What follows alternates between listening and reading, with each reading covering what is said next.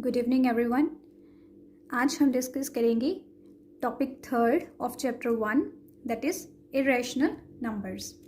Irrational numbers के बारे में और रैशनल नंबर्स के बारे में मैंने पार्ट 1 में भी डिस्कस किया था। तो आज हम कुछ क्वेश्चंस करेंगे related to the irrational numbers. सबसे पहले मैं रिवाइंड करवाती हूँ कि इरेशनल नंबर्स होते क्या हैं।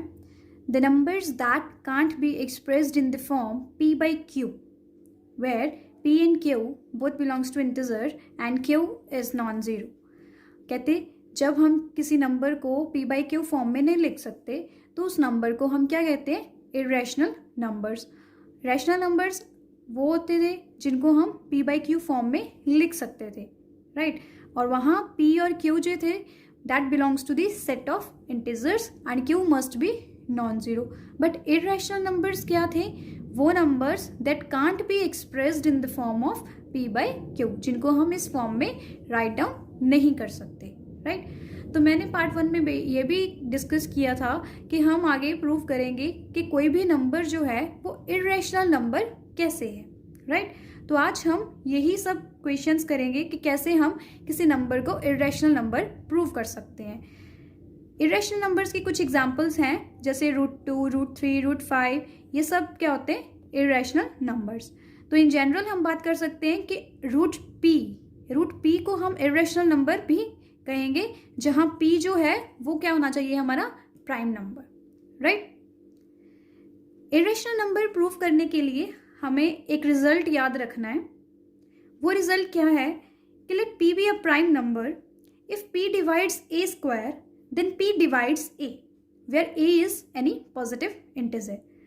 कि अगर p हमारे पास कोई प्राइम नंबर है, अगर p a स्क्वायर को डिवाइड करता है तो p उस a को भी डिवाइड करेगा, जहां a जो है वो कोई भी पॉजिटिव नंबर, पॉजिटिव इंटीजर हो सकता है, राइट। तो ये रिजल्ट को हम यूज करेंगे to prove the result that any number is a irrational number. So हमारे पास फर्स्ट क्वेश्चन है, prove that √5 is irrational number. √5 को इरेशनल नंबर हम प्रूव कैसे करेंगे, या कोई भी नंबर है इसको हम प्रूव करेंगे बाय अ कॉन्ट्राडिक्शन वे। वो कैसे, हम लेके चलेंगे कि कोई भी नंबर जिसे हमें प्रूव करना है कि वो इरेशनल नंबर है, वो नंबर क्या है, रैशनल नंबर। अगर वो नंबर को हमने रैशनल नंबर मान लिया तो जब हम उसको सॉल्व करेंगे तो हमारे पास कहीं ना कहीं जाके एक कॉन्ट्राडिक्शन आएगी, कहीं ना कहीं जाके कोई स्टेप रॉन्ग हो जाएगा, जिसे हम कह सकते हैं कि हमने जो सपोज किया वो गलत है, राइट। अभी आपको इतना समझ में नहीं आया होगा, आई नो, बट हम देखते हैं प्रूफ कैसे करते हैं। सबसे पहले हमारे पास है √5। √5 को इरेशनल नंबर प्रूव करने के लिए हम क्या करेंगे, firstly late √5 is a rational number।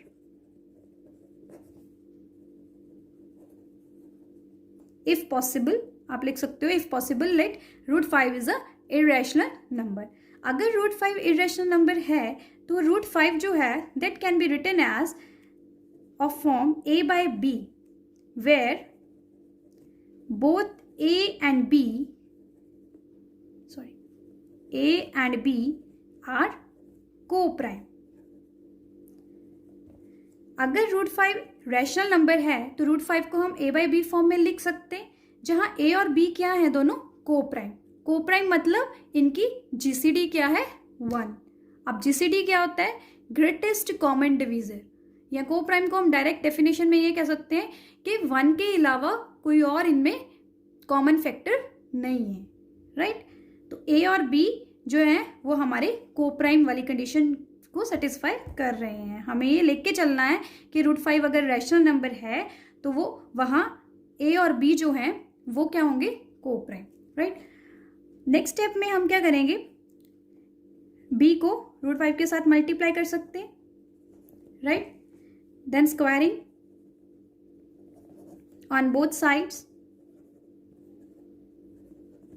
We get 5b square is equals to a square, right। अब यहां से हमारे पास क्या आया, this implies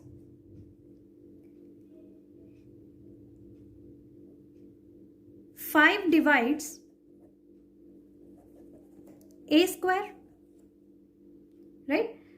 हमारे पास क्या होता है, एनी नंबर अगर हम कहें कि 2 डिवाइड्स 4,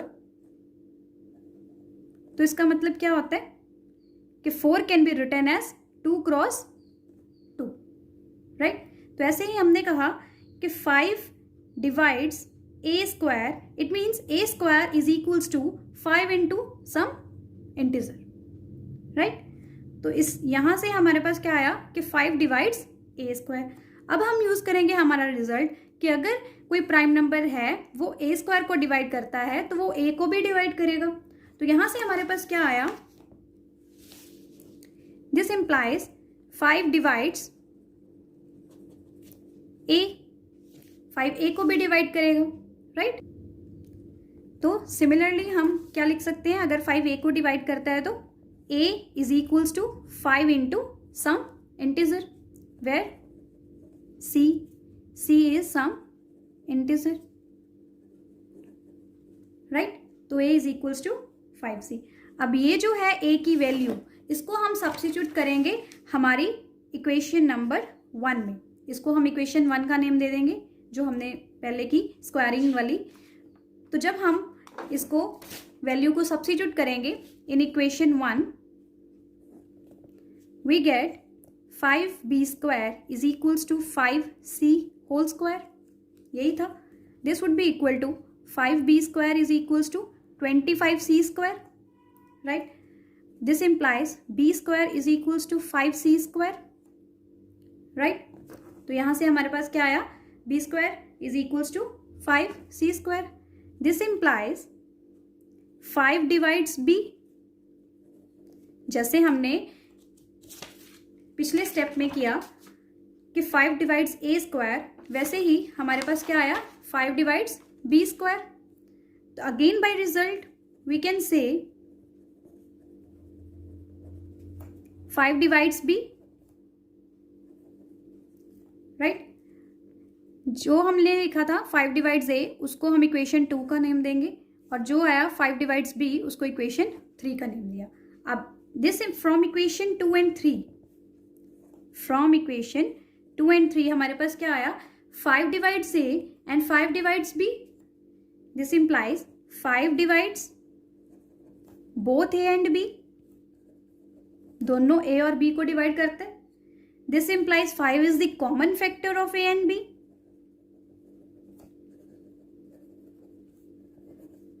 इसका मतलब यही हुआ ना कि अगर 5 डिवाइड करता है ए और बी को तो 5 कॉमन फैक्टर हुआ ए और बी का, विच इज कॉन्ट्राडिक्शन, जो सही नहीं है।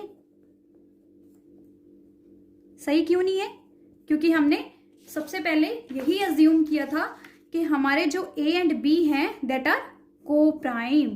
को प्राइम मतलब उनमें कोई भी कॉमन फैक्टर नहीं है। तो this contradiction arises why, because we suppose that √5 is a rational number. सो हम क्या लिखेंगे, 5 is the common factor of both A and B, which is contradiction. This implies our supposition is wrong.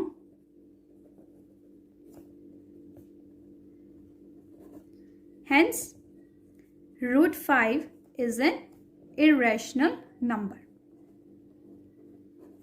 Right?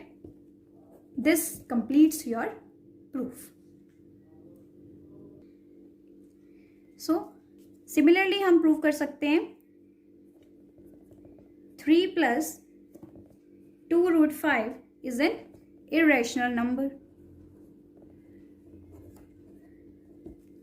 3√5 को हम irrational number show करने के लिए same ऐसे ही करेंगे।